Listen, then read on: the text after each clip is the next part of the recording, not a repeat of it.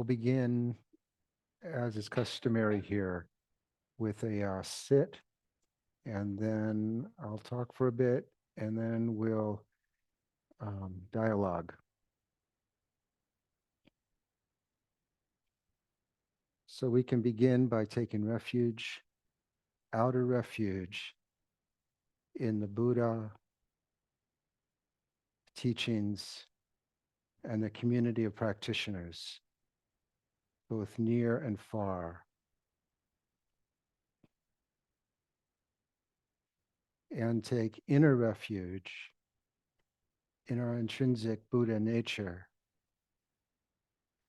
our understanding of the Dharma, and our loving kindness, compassion, equanimity, and lightheartedness with our companions on the way.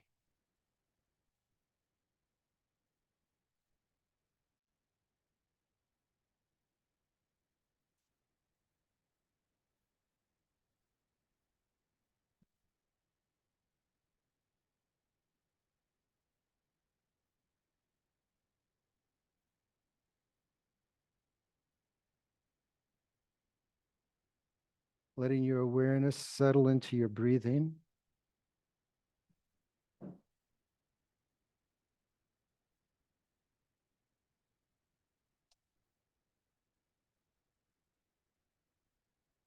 Letting yourself breathe through the whole body. Noticing the sensations of the breathing. Letting yourself be completely filled down into the bottom of the belly. And from that bottom, letting yourself be completely emptied.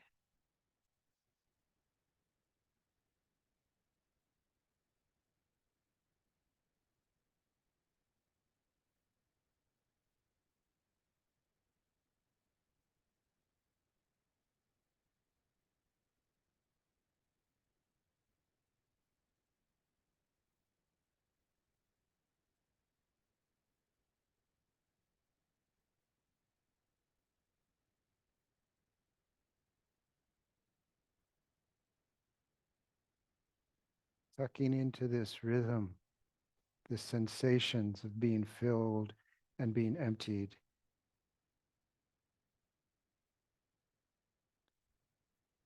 And tuning in as well to the awareness that you're breathing literally through your whole body, through the pores in your skin, soles of the feet, palms of the hands.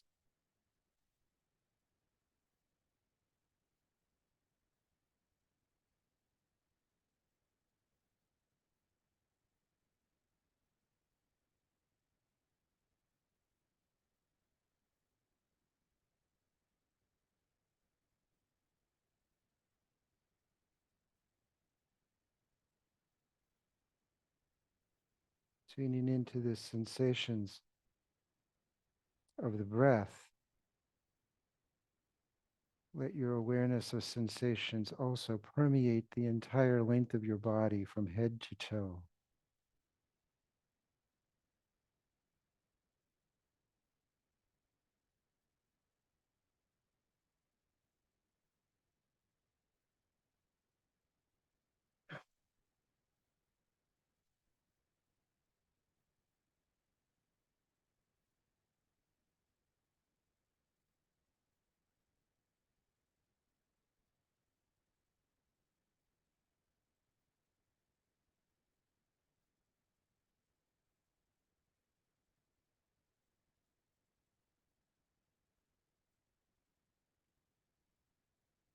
Breathing in, touching in to however you find yourself this evening. Tuning into the feeling body, the energy body, your felt sensing. Touching in, exhaling, letting go. Letting go, letting flow.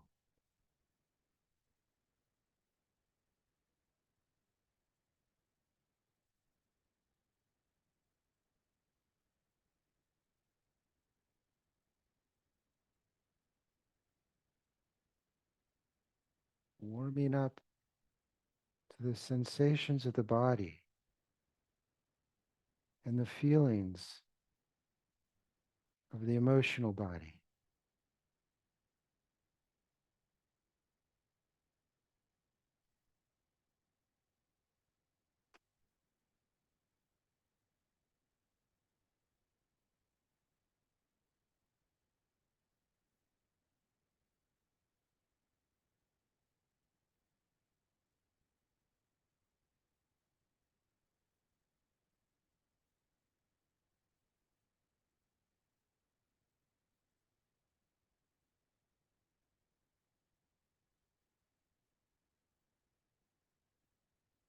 Likewise, letting whatever thoughts appear to appear. Exhaling, letting go, not following them, letting them go their own way.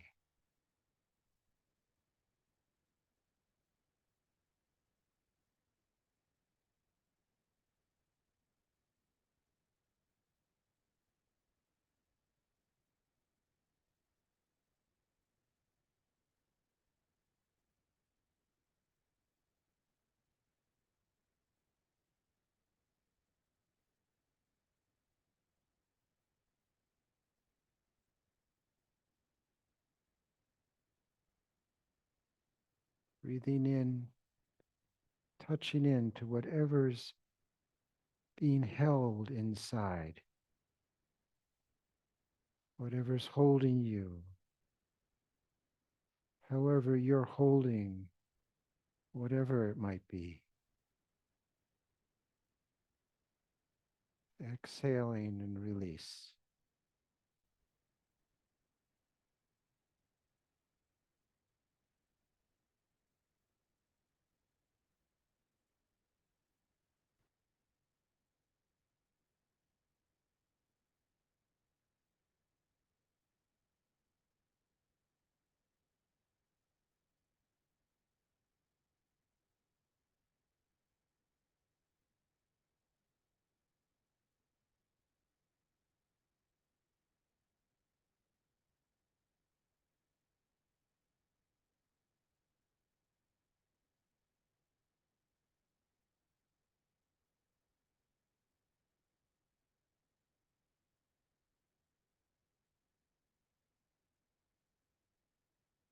Inhaling, opening to whatever needs to be open to on the inside.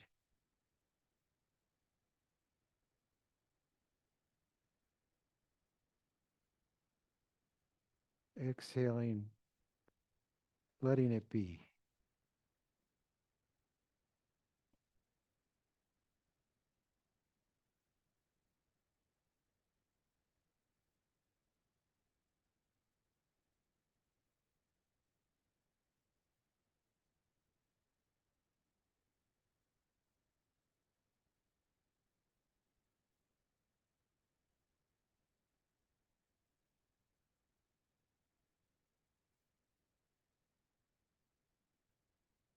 Touching in, letting go. Light touch, touch and go.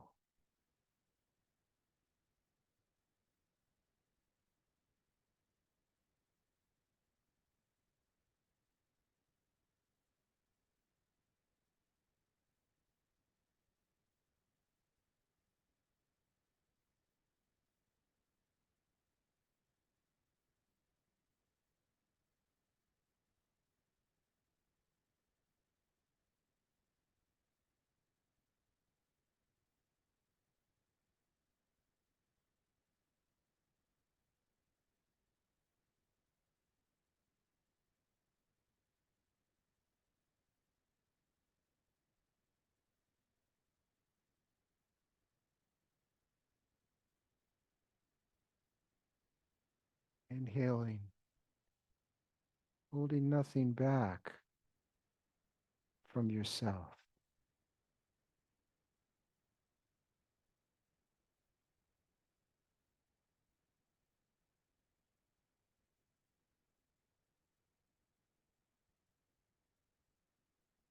Exhaling, holding nothing back for yourself or against yourself.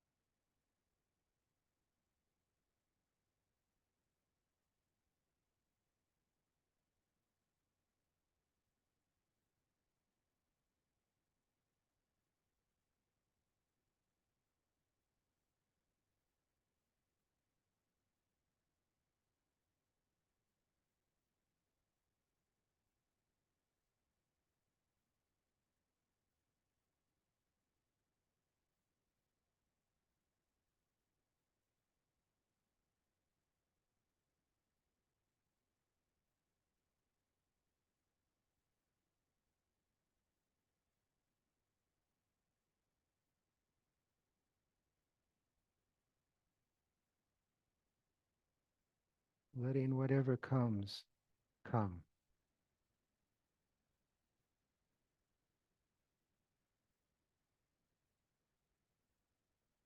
Letting whatever comes go.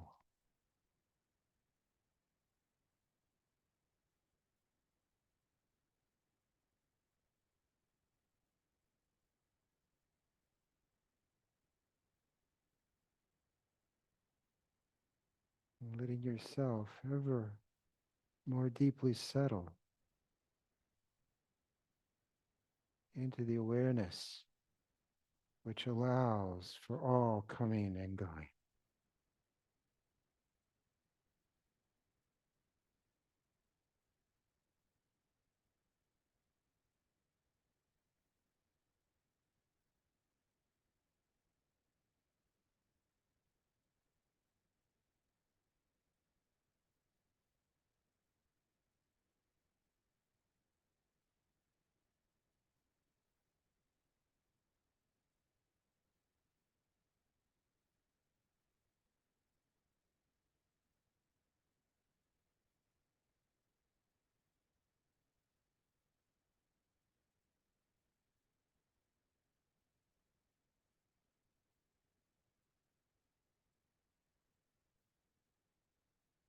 Whatever arises,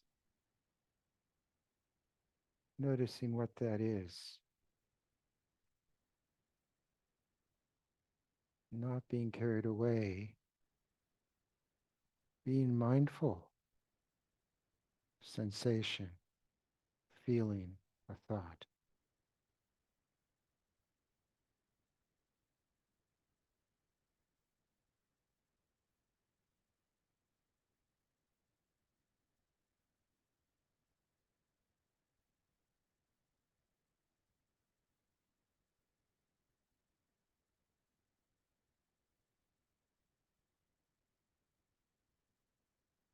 And then noticing what it is that notices.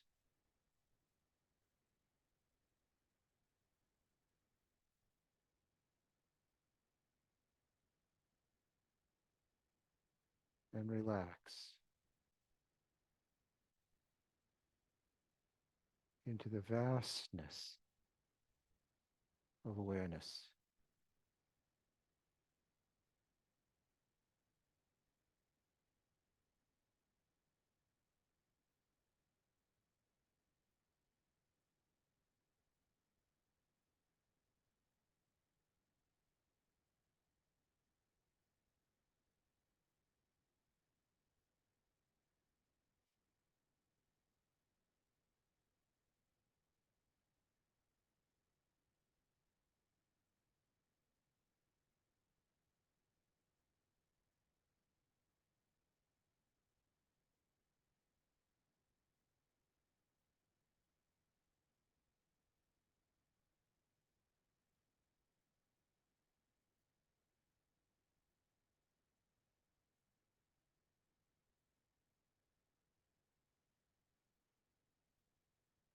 Inhaling, opening.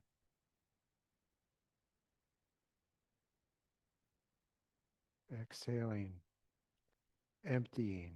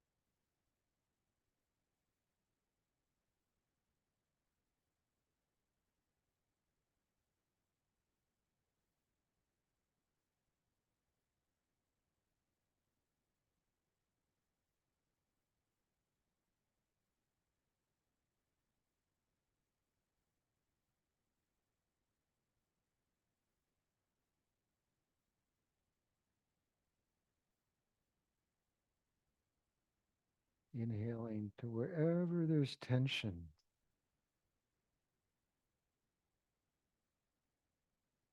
warming up to whatever needs your attention.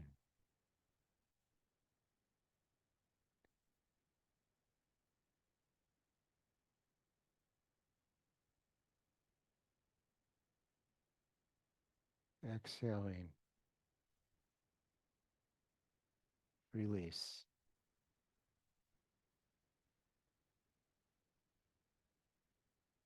Release into the awareness which holds it all, already, always.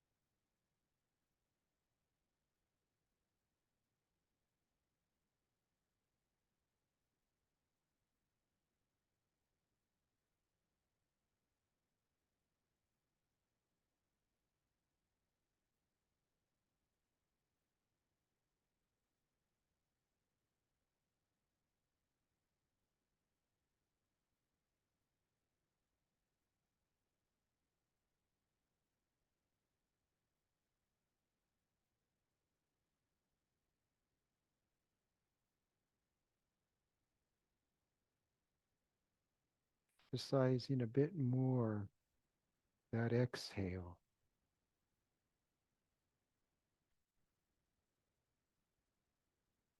releasing, letting go,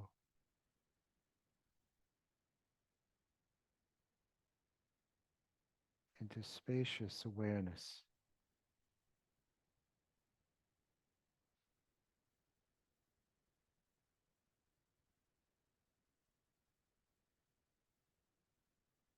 And letting yourself rest in the openness.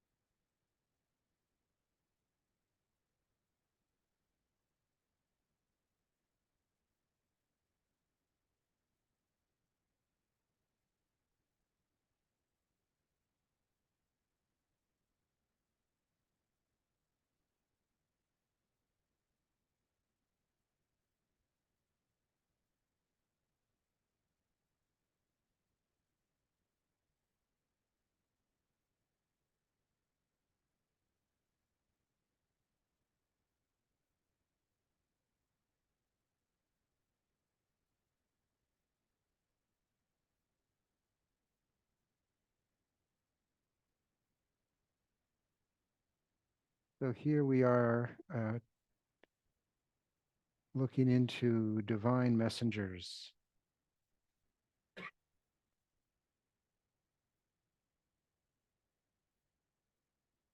The Buddha considered messengers divine because they recall us from exhausting our lives in what wind up being idle pursuits, chasing worldly concerns. So the ones he identified, like sickness, old age, death,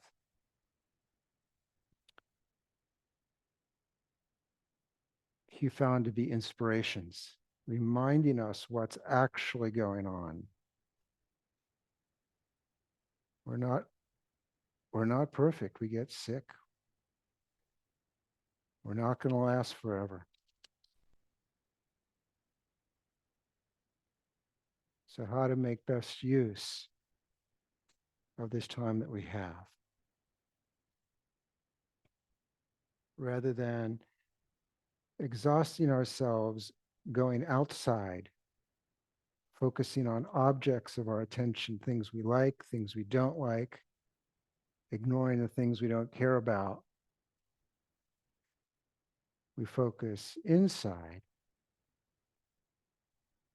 on who's experiencing these things, becoming aware that to the extent we are chasing what we want, trying to avoid what we don't, that we're sentencing ourselves to a lifetime of perpetual dissatisfaction, because our remedies for finding a bit of happiness and contentment never really work, for a short time only. And then we have to start all over again.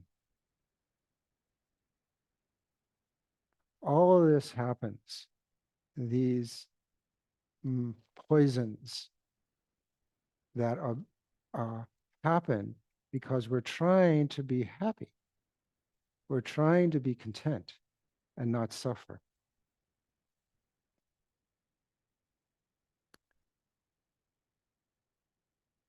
We're suffering because we're out of touch with who we really are. We say true nature, Buddha nature. And instead of being in tune with this miracle, this mystery miracle, we find ourselves as this separate being, this self entity. And so to protect that, so it doesn't get injured by all the stuff that's outside of it, then we have all our coping strategies. These are called obscurations. So there's, in the higher Dharma, it's understood that there's a twofold obscuration. Co-emergent ignorance. See, this famous ignorance is not being aware of what's really going on, of who we actually are, and thinking instead, I'm over here and everything else is out there. Object, subject split, dualistic vision. We don't notice that all the objects that are out there are all arising inside our awareness, within our awareness. We think we're separate from it.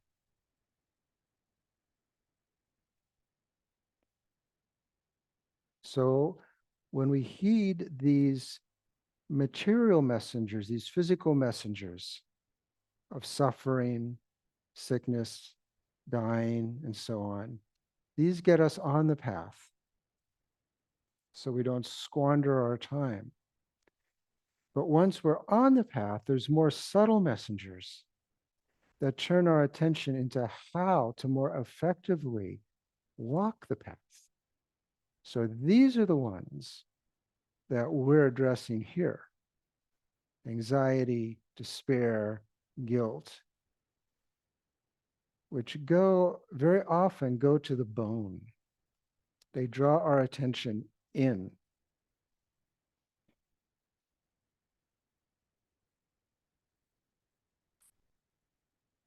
They show us how we're perpetuating by our own volition, probably unconscious, perpetuating our own separation from the whole. Anxiety works in its way, but despair, sadness, grief also call us. It's one thing to know we're going to die. Intellectually, we can know that. It's another thing to get a severe diagnosis, such that, for instance, John Travis received. It's really different when you get that yourself. Now it's not just an idea that can happen, your mortality. It's a living possibility. It's not just something in the mind. It hits us, as we say, in the gut. Also, when somebody we care for gets sick or dies, it's one thing to think it could happen. It's a whole other thing when it actually does happen to us, right? And we're broken open. When something happens and we're humiliated, criticized, humiliated, it can be like a kidney shot, reminding us of our vulnerability.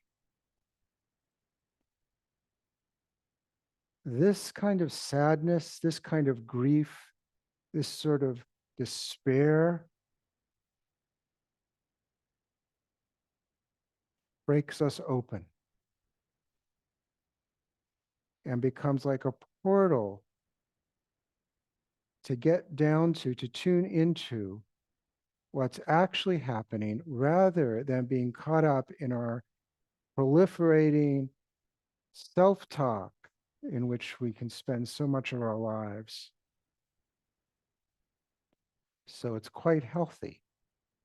Grief, sadness, loss, humiliations, defeats.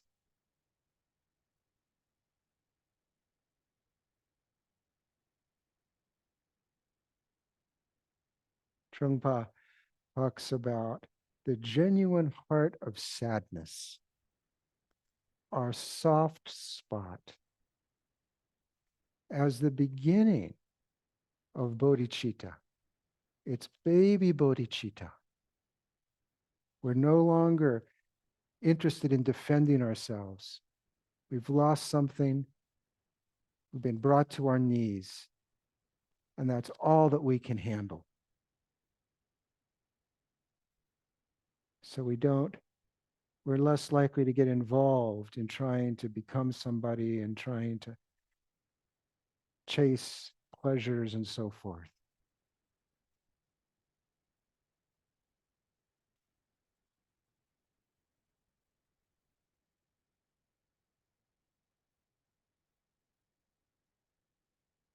For instance, when I was 19, I had a sister who was 16. We were extremely close. I should say, um, she was the closest person to me, and she died suddenly in an auto accident. I was living in Atlanta at the time, which was the highest murder rate in the country. So it was in the 70s. And so I found out about this. I got a phone call. She was dead. And that was an instance of this messenger of grief that took me down. And so I didn't know what to do. I hung up the phone. It was my father on the other end. He told me. I hung the phone up and began walking. And I spent the whole night walking the streets of Atlanta, including going into the bad neighborhoods. I was like a skinny white guy then, right? And this was mainly these were black neighborhoods with dudes hanging out on the corner. Normally, I would avoid those places at all costs, but I didn't care. Like nothing, I couldn't be hurt more than I just was. And so I was noticing as I was walking around, I had no fear. Not only that, nobody accosted me. I made eye contact with people, but nobody bothered me. They just let me go my own way. I don't quite know why they did that, but I began to be aware that in receiving the message of like, there's no hope, there's no support.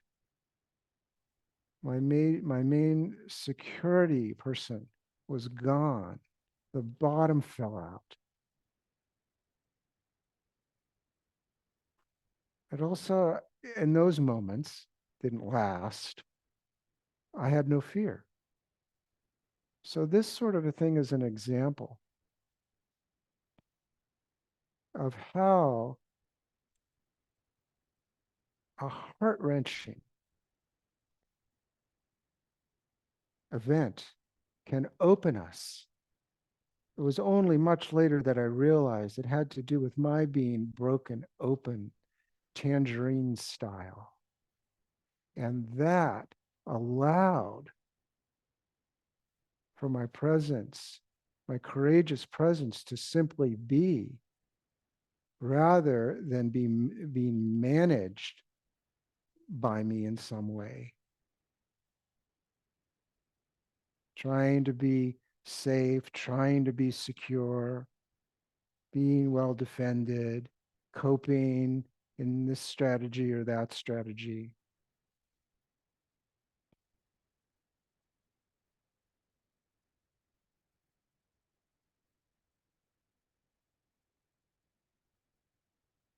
It returned me to myself, but a self that I just couldn't possibly identify as being some particular thing.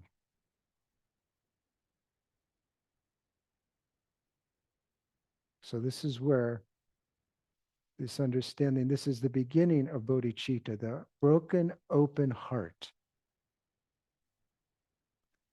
We haven't learned to settle there yet. That comes next, but it's the entree in. If we take the pain, if we let ourselves be broken open, peeled open,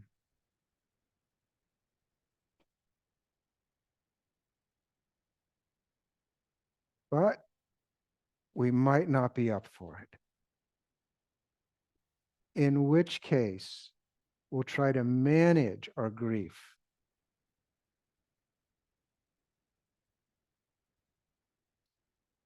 Very often in early childhood, things happen to us. Our parents being imperfect, maybe being quite imperfect, can treat us in ways that cut and bruise our tender little psyches. If you've been around babies and toddlers, you know how tender these beings are, how easily bruised. And when they're told they're bad, when they're treated harshly, as many of us have been, it's only natural for a fragile psyche, an undeveloped psyche, a young psyche, to just assume it's because there's something wrong with me. I've, I'm being bad. So there's a kind of interpretation system that begins to get formed as we grow up. Also, in cases of extraordinary trauma, like the Stockholm syndrome, for instance, you can like find a way to make it through that captivity by identifying with your captors, identifying with your position. So this is simply how the human mind operates. We cope by understanding what's going on. We create a narrative. We create stories. And then we live in those stories. This is where pure, tender heartbreak can morph into depression.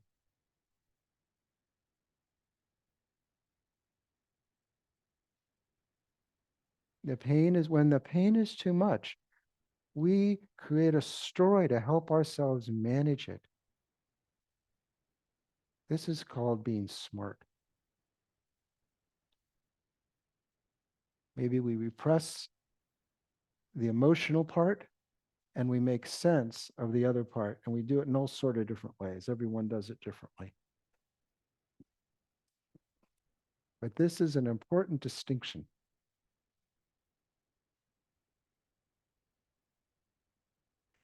Because in normal, healthy development, under even the best of circumstances, we become self-conscious. We become aware of objects outside of ourselves, and we assume they exist out there, and we don't recognize that out there is within our awareness.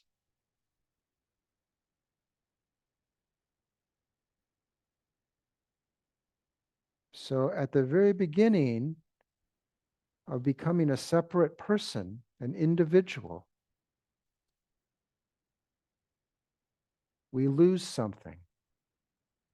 We lose continuity with the whole.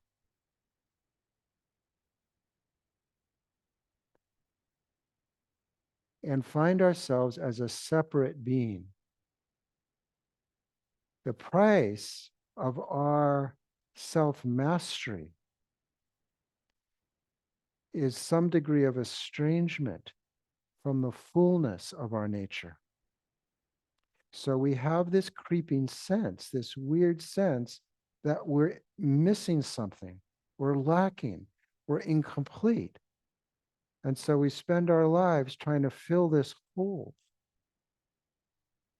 sometimes called a hole in our soul. We feel weirdly and very privately, very secretly, that we're not enough. We don't know why we're not enough.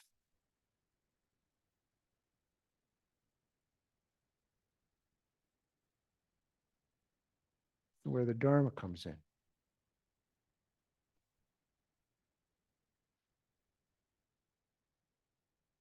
And so then we spend our lives chasing things to make ourselves feel better, trying to get away from the things that make us feel bad, ignoring the rest. So there's a foundation already of estrangement, of out of syncness, malattunement that goes with the territory. It's like hardwired in the human species. Of course, because we're out of sync and we suffer not being enough, we can be motivated to discover what's really going on beyond, we could say, our karmic vision, our conditioned vision, our dualistic vision. And that inspiration is a kind of deeper divinity.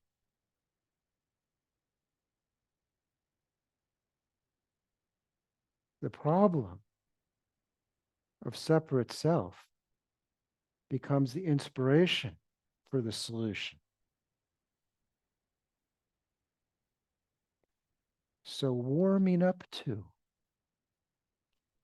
our predicament, our pain, our despair is the smart money.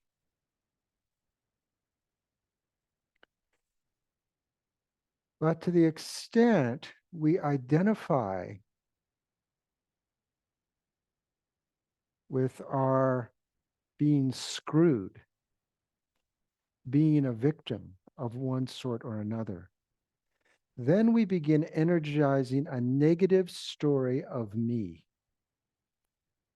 And then we become vulnerable to depression, which the word itself says exactly what it is. And it's not the same as despair, that's pain. Depression, depress, to push down, to put down. We can have this commentary going on back of our mind, self-criticism, self-hatred.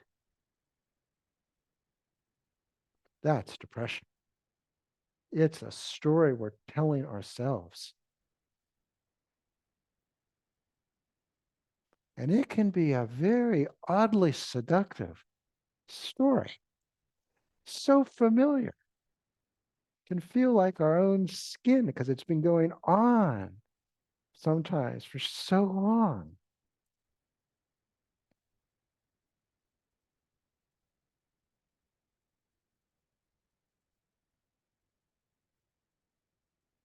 But it's important to recognize the difference. And then we can decide to what extent we want to do anything about it. As I think I might even have mentioned it in here before, when I was practicing therapy a few times, but one time in particular that is really clear in my mind, working with somebody struggling with depression. And then she got to the point where she saw that the way she was being a victim it just became totally apparent to her. Like, oh, this is what you're doing. And I kind of reflected that back. Oh, yeah, this is what you're doing. And then she sort of like cried out. I said, but do you still need that? Can you let it go? And she said, well, if I let that go, I'll never be happy again. It's like, right. That's why. That's why we stay put in our self-image, in our self-narrative. We let our self-narrative go, then can go into a free fall.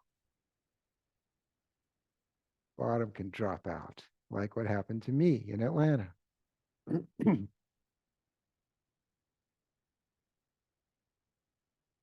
So this is why it helps to develop a practice so we can develop a stability, a calm seat in order to muster the courage to open ourselves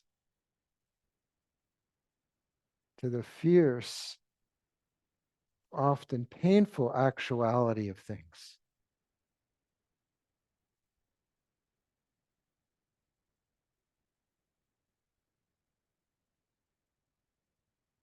Going through despair rather than staying within our own story about how bad we are, how not enough we are, how what's wrong with meanness, and you too, because that's always part of it.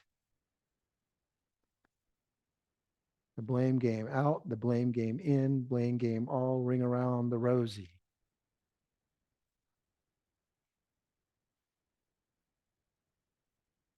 So this is where therapy can be good, meditation practice uh, better,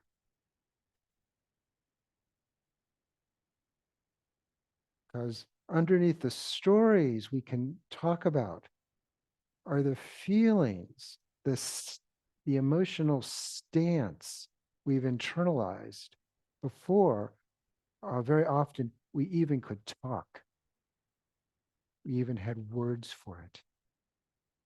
There's even people that do prenatal psychology who are exploring like how deep this could be in the womb. And those are people that are just still dealing with this one lifetime, right? With karmic psychology, and anybody who's had multiple kids knows kids come in with predispositions, really personality predispositions. Where did those come from? Well, Buddhist psychology will say there's some scars, there's propensities. And if we don't recognize how we continue to perpetuate our, our habitual patterns of reactivity, they'll just propel us further into another lifetime.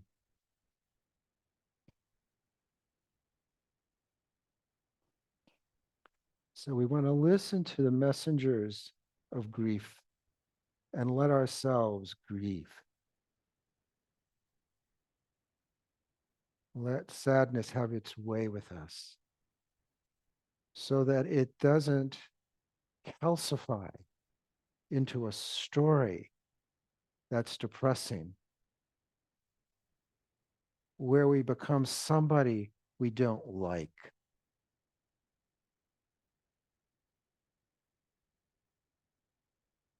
Where we're telling ourselves a story about ourselves, and it's about a person that we don't really like. Becomes a vicious circle. So we can't really look to psychiatry or psychology to help us here because it's confused itself.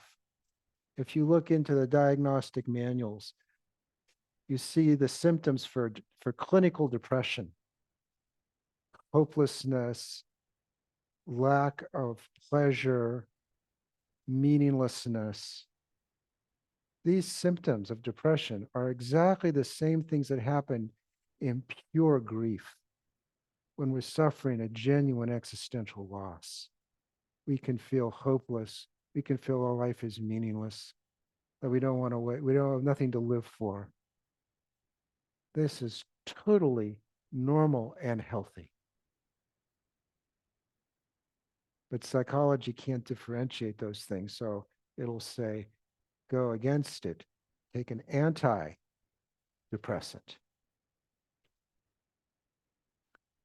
But the way of the Dharma course is the reverse, that we want to warm up to it, that we can recognize our soft spot, our vulnerability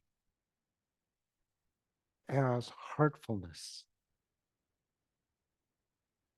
as a way forward where we become more comfortable, more friendly, more tolerant of the slings and arrows of outrageous fortune that come upon us.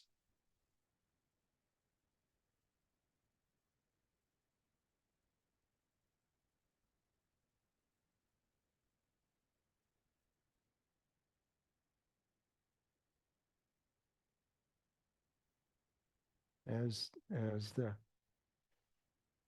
philosopher Jean-Paul Sartre has said, life begins on the far side of despair.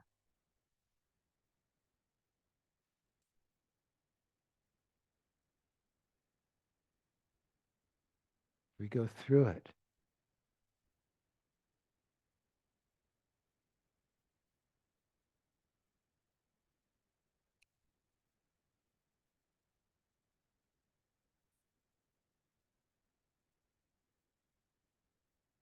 We listen to it. Heed the message.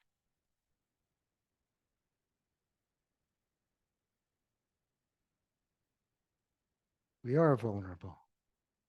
We can be humiliated. It hurts when somebody criticizes us. That is intelligent.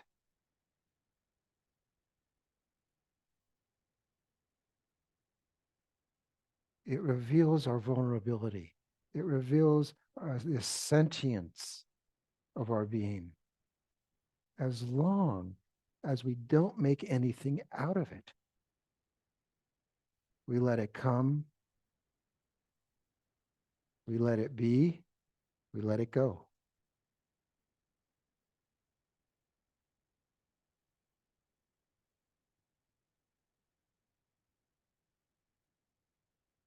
So that's what I had to say about that.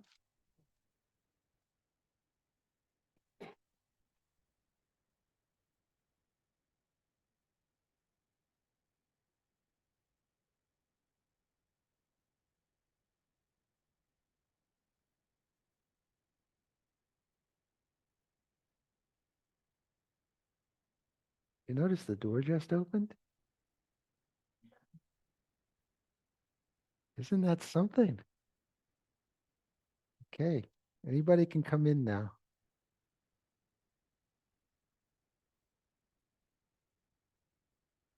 So, um, now we can talk about this. People here, there's somebody in here, but also in the Zoom land. Now wait for the microphone. Robin and friends on Zoom. This is Jen Scott from the Meditation Center. We have a friend who'd like to make a comment. I'm going to hand you the microphone. And can you say your name? That way, Okay, my name is Ming. Um, you touched on going through despair without creating stories. And I kind of wonder, what about like old traumas that the story is so strong, and so you go through something and it triggers an old trauma, and that part is just so big, and it's easy to sweep us away, and we get so identified with it. Um, and I just see this time and again, like really blocking the path. And so, is there a need to go directly to releasing that trauma in a way that's like not all through mindfulness, before like you can resume the path? Mm. This is really not, this is really important. Because this is where we have to be honest with ourselves. Like we can understand a lot of the Dharma, but we still get triggered. Have to go very far along the path before we don't get triggered. So when we are triggered, then this brings up the all important question: how do we respond? How do we work with it? And this is where we have to be honest about where we're at and what we can handle. And we don't want to either overestimate ourselves and push ourselves into a painful place where we'll just get frozen eventually, or underestimate ourselves and not go deeper in when we actually can. So this is a totally individual discernment.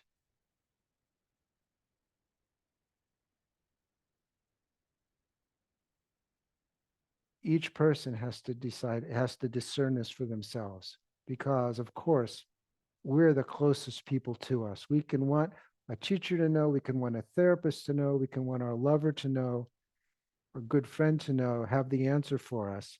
And they might be helpful, but the person who really is going to know is only ever going to be us.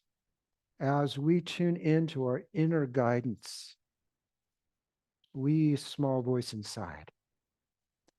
And so then there's a variety of skillful means, depending on what we have learned,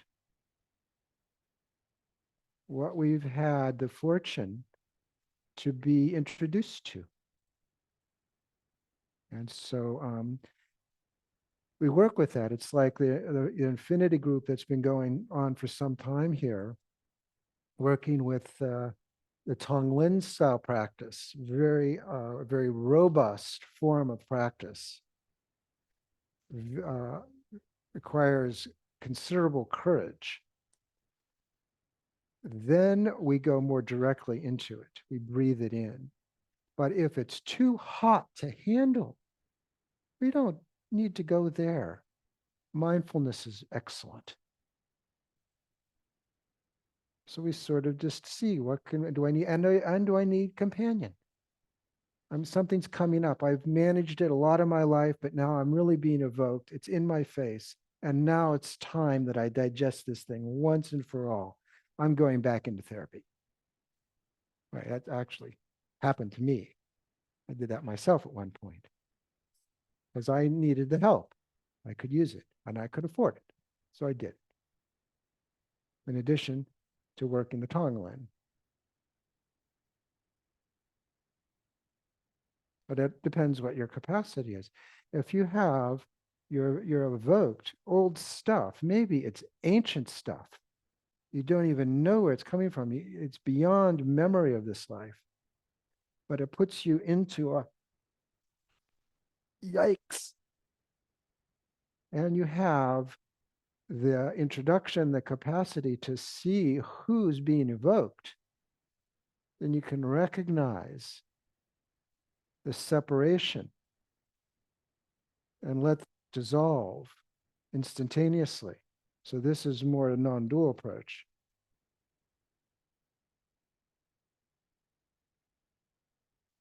So there's various ways, depending.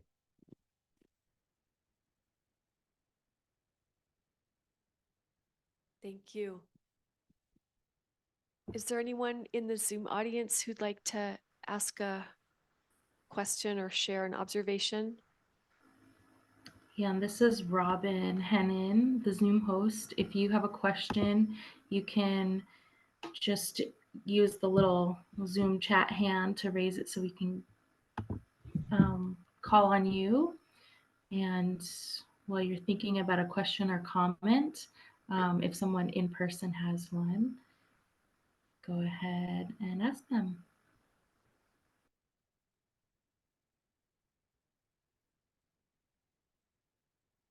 And we have a question from Nicholas. You can go ahead and unmute yourself.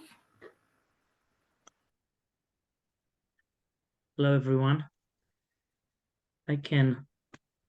My question is in relation to any one of those messengers, like, for example, related to despair,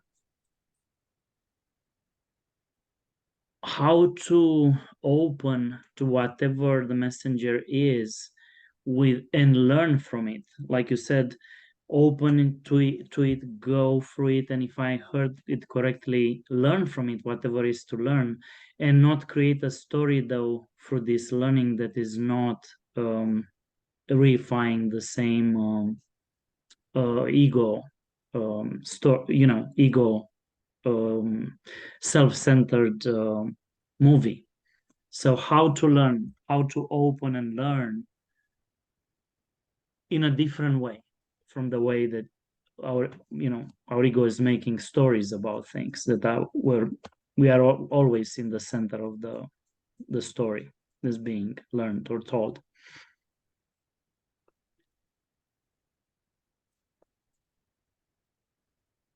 Well, again, it depends on where we're at with it, right? Like it can be important to deconstruct it intellectually, thinking it through, right? Like if we've been taking on somebody else's anger or shame or seduction, I mean, all kind of things we can take on that are other people's, and particularly we're vulnerable as children, that we take on other people's stuff.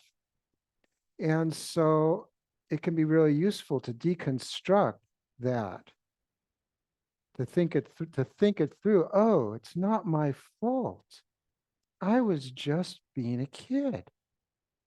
I didn't I didn't need to be treated so harshly. I've been blaming myself all these years, and it wasn't my fault, right? Like something like that,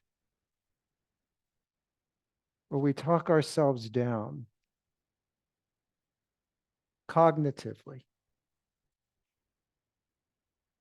So that could be a way in, depending if we need to like just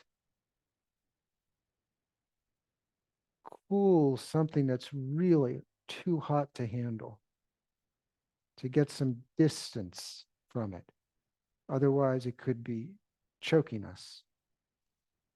And then to move from that into something like mindful attention that's not thinking of a story, not making a story like, oh, it wasn't my fault, but is just working with the emotions, the impact of it. And then that can be more robustly handled with the Tonglen, for instance.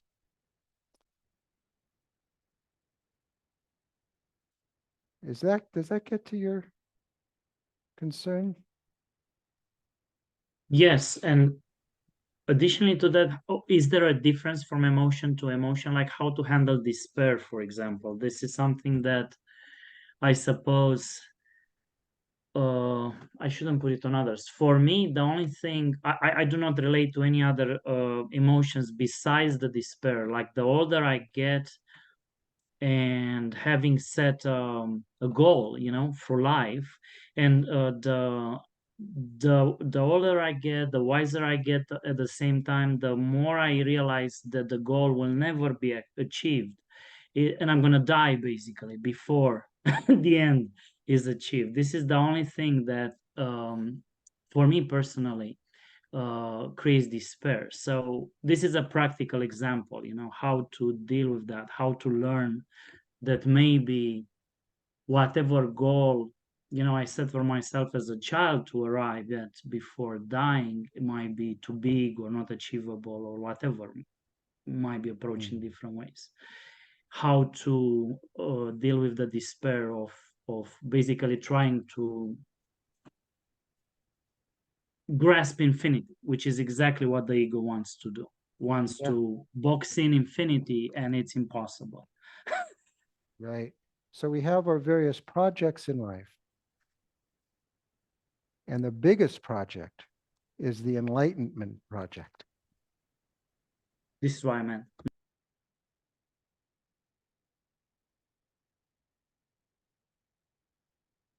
Right? We're going to get there. We're going to achieve that tomorrow on retreat. Yeah. So kind of getting that we are throwing ourselves ahead of ourselves. We are projecting. We're into a project. Getting the futility of that when that arises. Learning. Yeah. Now, so sometimes this is where it can get a little like this, get a little tricky, unless we have a good foundation and we've already really seen and have taken to heart the fact that engaging in worldly concerns, trying to get pleasure and avoid pain, to get gain and avoid loss, to have praise and not blame. I mean, all of these worldly things that we're bopping around. Once we get like there's no future in that for us, then we're very firmly on the path. And then when we begin to suspect that our enlightenment project isn't going to work,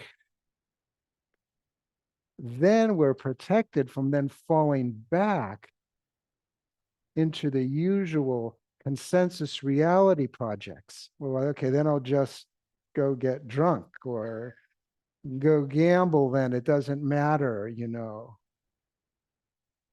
So we don't do that. So then we're stuck with a dilemma, a divine dilemma.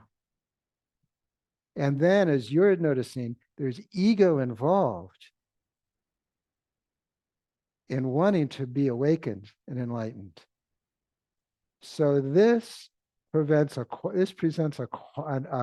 very fertile quandary. So that's where we keep practicing and keep noticing when we're throwing ourselves ahead of ourselves, thinking about getting enlightened, thinking about what will come, or we get into a nice mindset, very calm, very peaceful, blissful.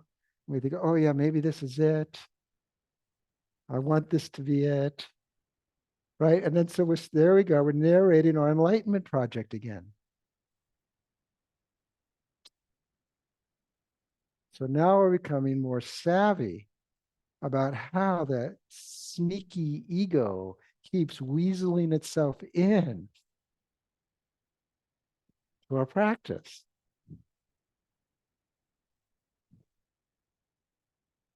Breathe, then it's say exhale, let go. Because at that point that you're speaking of, now it becomes important to go for broke. So in our obscurations, it said there's co-emergent ignorance. The first ignorance, the first one, the primal one, is this split where I conceive of an I separate from the all. And on that basis on that separation, this is like the first link in the 12-fold wheel of life of dependent origination, usually translated as ignorance or unknowing. Now we're in dualistic vision. On that basis, then the thing proliferates into all the secondary ignorances, all the complications of our defense system, of our self and world construct, always constructing a self ground so we can be safe and secure, apart from the all. At this point, this becomes now important to recognize the first ignorance, to not dwell on the second ones, all the complicators, and go to the primary break. And this is where it can be really helpful to be introduced to the true nature, the true nature of the mind, rather than the fabricated nature of our fabricating, the mind's fabrications.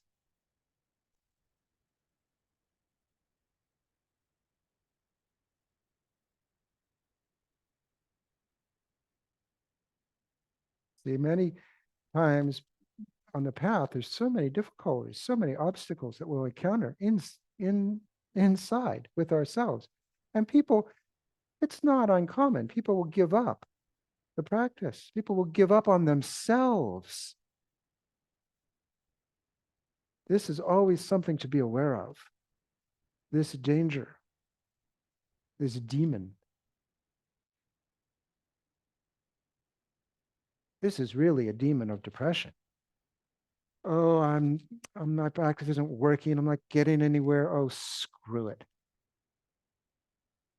And the subtext, I'm a hopeless case. I'm a failure. That's depressive thinking.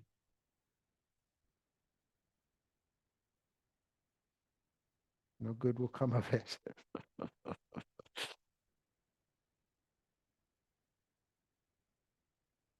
I think we have a question over here, Merle. Hi, I'm Merle.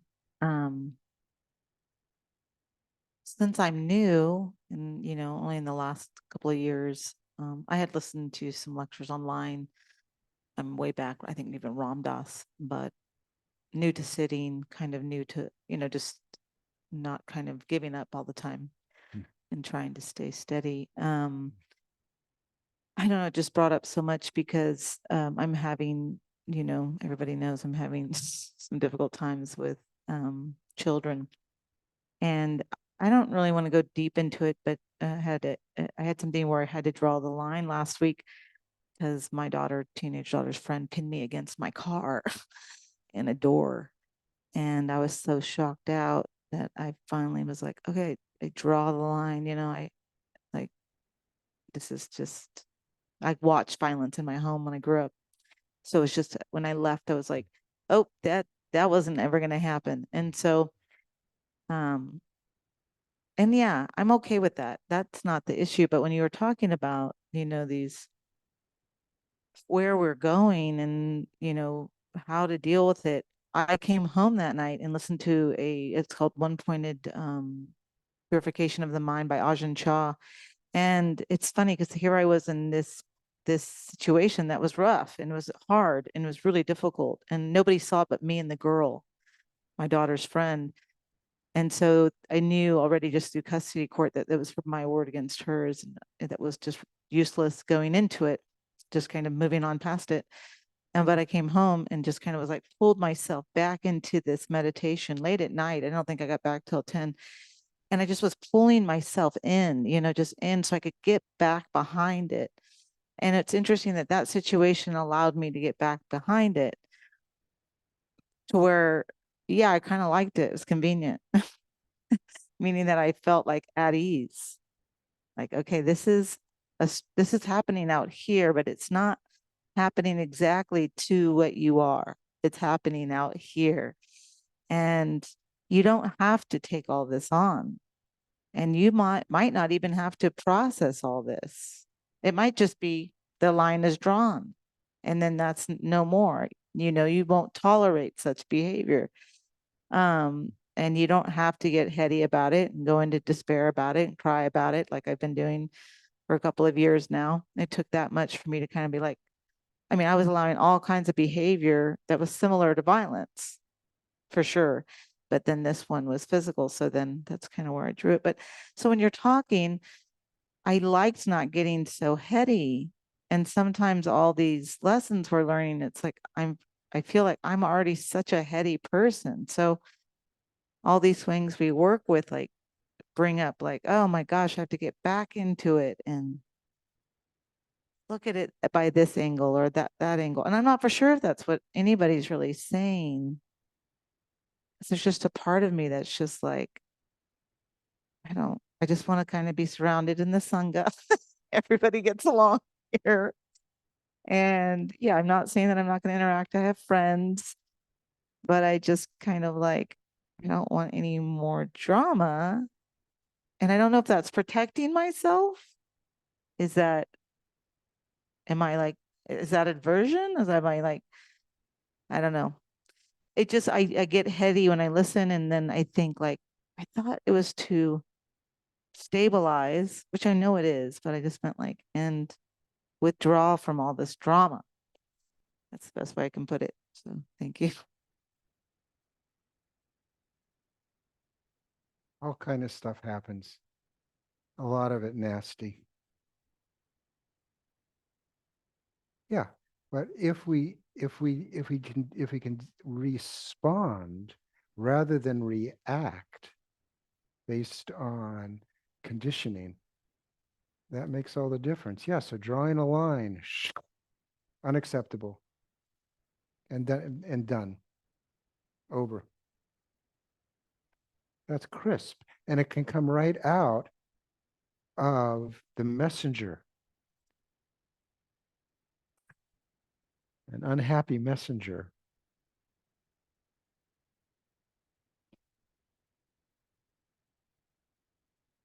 Otherwise, we're stuck in a victim position, thinking a bad thing that happened shouldn't have happened, thinking about it, dwelling on it, spending our precious life going over and over something.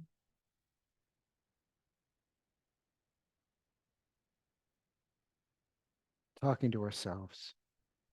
Rather, letting it move through. And maybe something needs to be done. Drawing a line, setting a limit.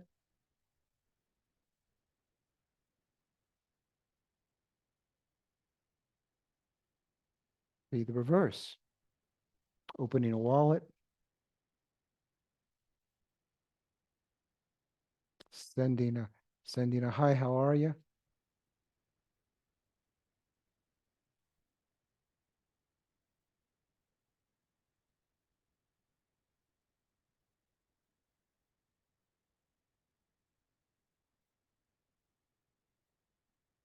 Rude. That's a good example of a rude messenger. We say a rude awakening. Because in that moment, suddenly you're present. You're not thinking whatever, this proliferating conceptualization that we wind up doing most of the time, wandering mind, wandering, time going, we're getting grayer, and more wrinkled. And that's like, boom, present.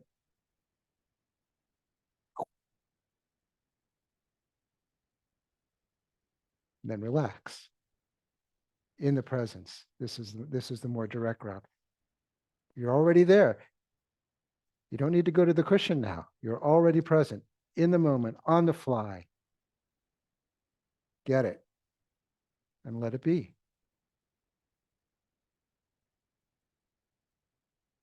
Don't tell a story about it. In fact, it's a kind of a rude awakening that can that knocks us out of our stories. The story is going in the background. This happens all the time. We have these things happen to us all the time. So I think part of the advantage of looking at these more psychological type of messengers, these shocks for a system, often they're shocks to our samsaric mind. We've been distracted and we haven't really been even noticing we've been distracted. And then something happens, ka-chink, and we're present. That's the message is complete. That's it. Nothing more need be done. We've gotten present. That's the whole point. And so then our sanity can flow. Have to draw a line here. The sanity just flew. It just flowed. Spontaneous. Unrehearsed.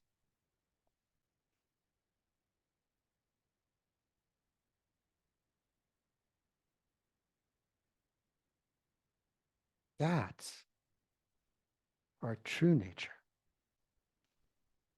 And it's not obscured by the stories we're telling ourselves. It comes to the fore, ching, and there's intelligence right there that just gets deployed.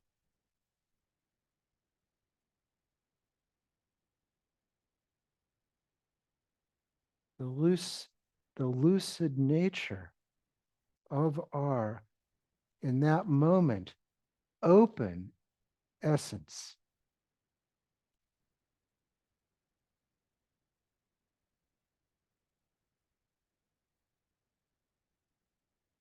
The compassion in your example, Meryl, it looks like it's self-compassion. I'm drawing a line for me, but the truth is by drawing that line, and if this girl can respect it, This is compassion for herself.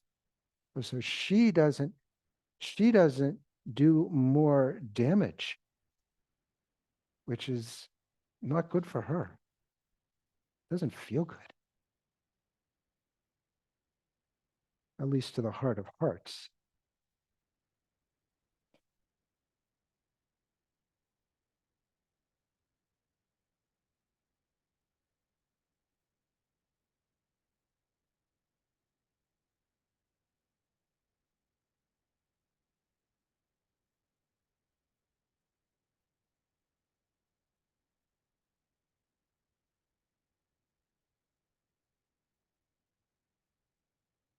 We have another, Oh, okay, Merle wants to say something and then we have another friend. I think you just clarified that what happened is that I didn't get heady, and I'm used to getting heady. And so thank you so much, because I thought, wow, okay, that's what happened, and I understood. So thank you.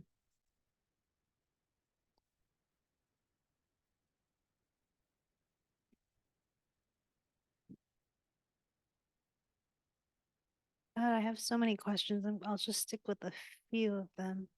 Stick to given our time. Do an easy one. Do one question. See what? It doesn't have to be easy, but just one. Okay. Here. Well, okay, I'll do this one. I think it's more relevant, maybe. So, you were talking about the Enlightenment Project and also like this thing of meditating and losing motivation. I'm a bad person, and it kind of made me wonder what is the right motivation for practice, and also like uh because when I practice, I want results. Like I want to feel the peace, and I do that thing, right? And years can go by and I might not feel the thing that I want to feel, and I will feel like a failure. And after a while, I'm like, what the hell am I even doing? Like, am I doing it wrong? Uh, am I stuck? I don't even know if I'm stuck. Nothing's happening. Nothing's changing. And then I'm like, but I'm not supposed to want anything. So it's just, I end up like really like chasing some, dragons, and goes, yeah, anyways, that's my question.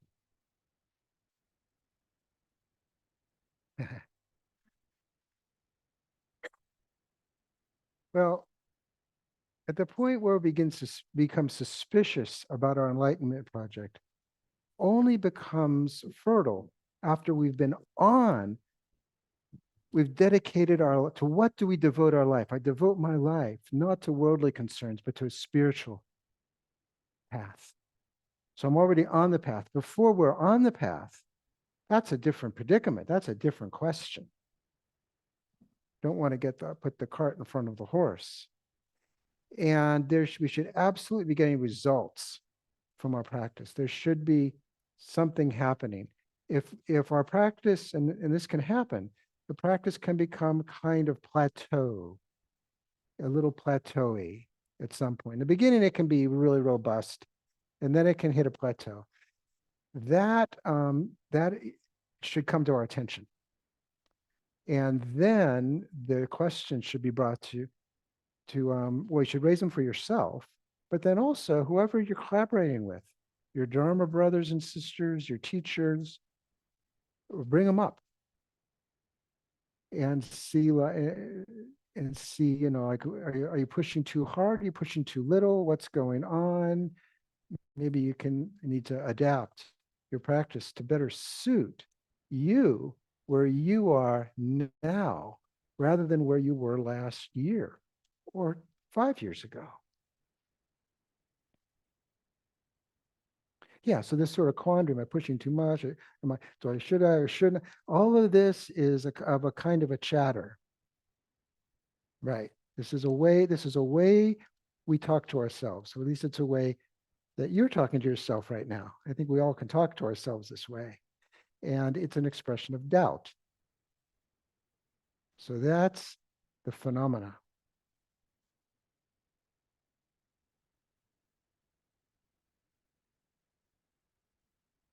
And that's where it does help to, in terms of somebody who's well on the path, that's where it does help to strengthen your one-pointedness, your samadhi. But then to once you have good samadhi, to then get off the samadhi, turn it around, whatever your object of concentration is, take that power of mind, that one-pointed, and turn it around. At that point, something should shake loose.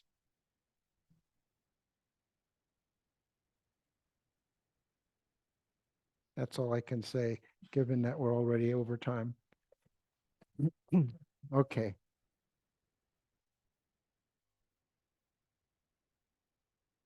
Seems to be like that, doesn't it? I know. Okay, well,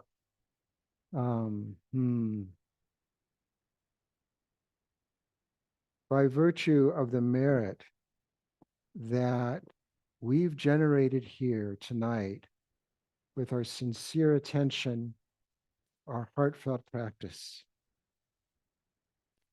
may we dispel confusion and strengthen our capacity to see through illusions in order to be of better help to others. May all beings be happy and have the causes of happiness. May we be free of suffering and its causes. May we never be parted from happiness, free from sorrow. May all beings be free of attachment, aversion, and indifference, and remain easy in great equanimity, loving kindness, sympathetic joy, and real heartfelt compassion. May all beings everywhere be free.